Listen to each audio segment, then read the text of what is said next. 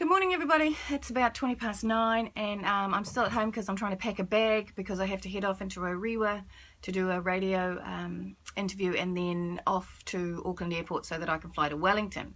Tomorrow I have Select Committee, Education and Science Select Committee from 9 a.m. till 5 p.m.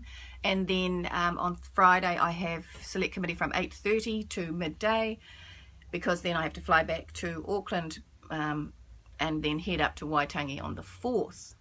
Now, because we're heading into Waitangi, I thought I might just mention New Zealand First policy around the delivery of te reo Māori, particularly in the compulsory schooling sector. So since 2011, we've been working, my researchers and I have been working with a resource teacher of Māori, Ngātam, somebody from Ngātam, and to identify the fact that we don't have enough teachers of te reo Māori, because it's one thing to speak a language, and if the Pacifica Languages Inquiry told us anything, it's one thing to speak a language, it's another thing to teach a language.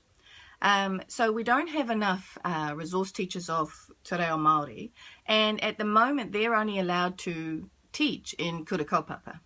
So since 2011 we've had quite a detailed policy section under education around the support and the expansion of the human resource, which are te reo Māori teachers, resource teachers of te reo Māori, so that there are already a document with progressions of the language from year 1 through to year 13, and it's supposed to be running parallel to the New Zealand curriculum. But what we have found is that there's not enough human resource to support the teachers in the classroom to be able to deliver those progressions. And the teachers are concerned about getting it wrong, which I think is fair. So what they're looking for is support from, as I say, a resource teacher to make sure that they've got the language right before they go on and then weave it through their everyday classroom lessons. And so let's be clear. This is not compulsory te reo Māori language lessons. Nobody stops a whole lesson for an hour a day and forces anybody to speak it. This is the weaving of the language through everyday life inside a school, but progressing the understanding and the capacity of the student to speak the language from year 1 to year 13. So like in year 1, you might have greetings and simple words like kai and hangi and understanding what those mean. And then at year 13, you should be able to do a mihi and do at least understand perhaps 30 to 40% of the language, and possibly be able to interact on a very minimal level. It's very difficult to get fluency of language inside a compulsory schooling sector because language is a living thing. It has to be spoken all the time. It has to be part of what you do on a daily interaction basis to keep that fluency and to keep that understanding. So, you know, there's a large challenge there.